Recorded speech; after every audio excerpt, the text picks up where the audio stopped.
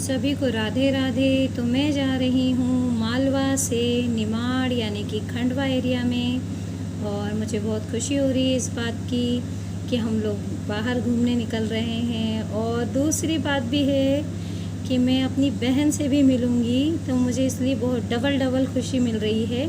ये देखिए, इधर का एरिया थोड़ा सूखा होता है, इसलिए यहाँ पे हरी चीज़ें कम दिखाई देती हैं, पेड़ पौधे भी थोड़े कम ही दिखाई देते हैं, लेकिन अच्छा एरिया है, घूमने के लिए बढ़िया जगह है, तो हम घूम सकते हैं।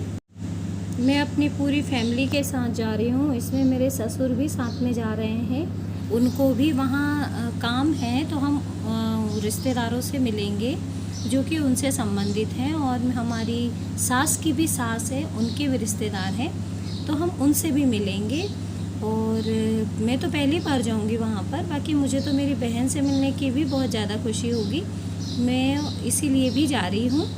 और देखिए कितनी गर्मी है, लेकिन गर्मी के बावजूद भी यहाँ पर अच्छी चीज़ें भी मिलती हैं, जैसे कि ककड़ी, तरबूज हमने देखे।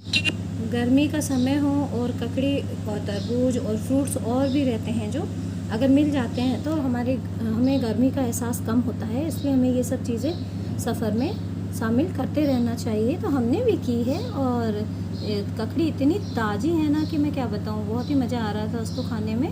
और उसके साथ में नमक और मिर्च भी दी थी, तो हमने बहुत अच्छे से खाई। लेकिन कुछ ककड़ी कड़ी भी निकलती है, लेकिन ओवरऑल देखा जाए तो ककड़ी में टेस्ट बहुत होता है और उसको खाना चाहिए।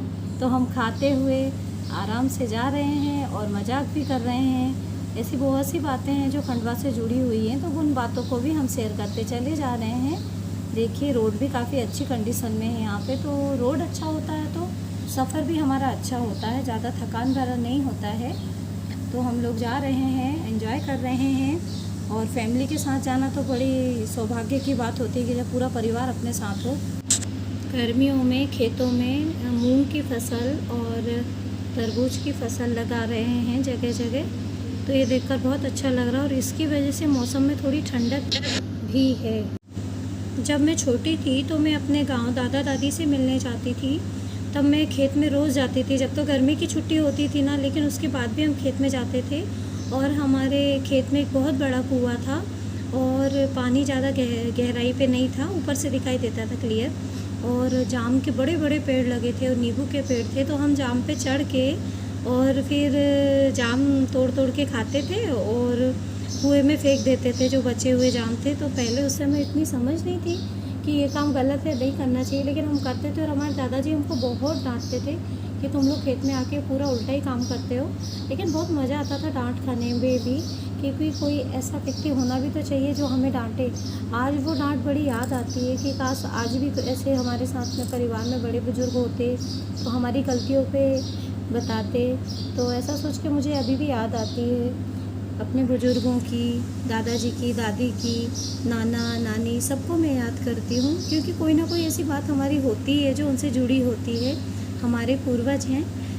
और स्वप्निल भी बहुत खुश हो रहा है और बता रहा है कि मैं तो मौसी के घर जाकर बहुत मस्ती करूँगा और साईं के साथ बहुत खेलूँगा और यहीं रुकूँगा। मैं जा रहा हूँ तो मैं आपके साथ एक दिन में रिटर्न नहीं होऊंगा, लेकिन हमें अभी काम है, इसलिए हमें वापस भी जाना होगा, सबसे मिलते हुए और लौटेंगे। इसलिए अब उसका मन खुश भी है और ये भी कह रहा है। अब हम आ गए हैं हमारी पिताजी की मौसी के यहाँ, तो ये उनका घर है। देखिए गांव के घर कितने सुंदर होते हैं, खुले खुले होते हैं, और इन बड़े साधारण घर होते हैं। और यहाँ के लोग उससे साधारण होते हैं, उनको बाकी चीज़ों से, दिखावे से कोई मतलब नहीं होता है। ये बात मुझे बहुत अच्छी लगती है। हर गांव में ये चीज़ होती ही है कि सब व्यक्ति एक दूसरे से जुड़े होते हैं और मिलते जुलते रहते हैं। ये देखिए बच्चे यहाँ पे लेटे हुए हैं, और ये घर बहुत ही अच्छा लगा। फिर हम इनसे मिलकर आगे बढ़ गए, क्योंकि हमें और भी जाना है। हमारे पिताजी की भी 2 मौसियाँ हैं, हम एक के यहाँ तो जा चुके हैं, दूसरे के यहाँ भी जाएंगे। ये देखिए कितना अच्छा लग रहा है यहाँ पर। यहाँ की हवा पानी भी बहुत अच्छी है, लेकिन मालवा की बात अलग है। पर हम निमाड़ में जा रहे हैं तो हम निमाड़ की बात ही करेंगे। ये देखिए ये नदी आ गई है, बैक वाटर है यहाँ का। कितना अच्छा लग रहा है पानी देखकर, मुझे तो बहुत खुशी हो रही है, इसलिए भी कि मौसी का घर आने वाला है। ये देखिए तरबूज की फसल लग रही है। ये मैं आपको तरबूज दिखा रही हूँ, हरे हरे और काफ़ी बड़े हो चुके हैं। और ये बैक वाटर है और सनसेट होने वाला है, बहुत ही अच्छा लग रहा है। देखिए और यहाँ का बैक वाटर देखने लोग बाहर से आते हैं, दूर दूर से आते हैं और हमको भी मौका मिल ही जाता है। साल में 2-3 बार तो हमारा आना हो ही जाता है। लेकिन आज मेरे ससुर जी भी साथ में हैं, वो हमारे साथ आना कम हो पाता है उनका, लेकिन आज पूरा परिवार आया है तो और अच्छा लग रहा है। और शाम होने वाली है तो और भी अच्छा लग रहा है। मौसम भी काफ़ी ठंडा है। देखिए जितना ये खेत के साइड में जो जगह है, नदी के साइड से और खेत के साइड में जो खेत हैं, उनमें सभी जगह तरबूज की फसल लगाई हुई है। और अब हम आ गए हैं पिताजी की मौसी नंबर 2 के यहाँ, मतलब एक मौसी के यहाँ तो पहले मैंने बता दिया था आपको। ये देखिए इनका घर देखिए, ये बिल्कुल पुराना बना हुआ है। यहाँ घर के अंदर चूल्हा बना है, सारी चीज़ें एक ही रूम में व्यवस्थित कर ली। और अब हम आ गए हैं अपनी बहन के घर। वो बहुत ही देर से इंतज़ार कर रही थी, हम लेट हो गए, फिर उनने खाना बनाया और अब हम खाना खाने जा रहे हैं। खाने को एंजॉय कर रहे हैं, सभी लोग मिलकर खाना खा रहे हैं, बड़ा मज़ा आ रहा है। साईं और स्वप्निल दोनों साथ में बैठे हैं और दोनों लगभग बराबर एज के हैं, तो उनको दोनों को मिलने पे बहुत खुशी होती है। दोनों थोड़ी देर बातें करते हैं और उसके बाद इन दोनों का झगड़ा हो जाता है। तो हम लोग खाना खा के ये बाहर निकलते हैं। ये देखिए तेज़ गर्मी से ये ऐसे हवा गर्म होकर ऐसा मिट्टी का भंवर बन जाता है। इसके बाद हम बेलड़देव महाराज की मंदिर में गए थे और वहाँ पे हाथ मुँह धोकर हमने दर्शन किए। और इसी के साथ मैं ब्लॉग को समाप्त करती हूँ। राधे राधे।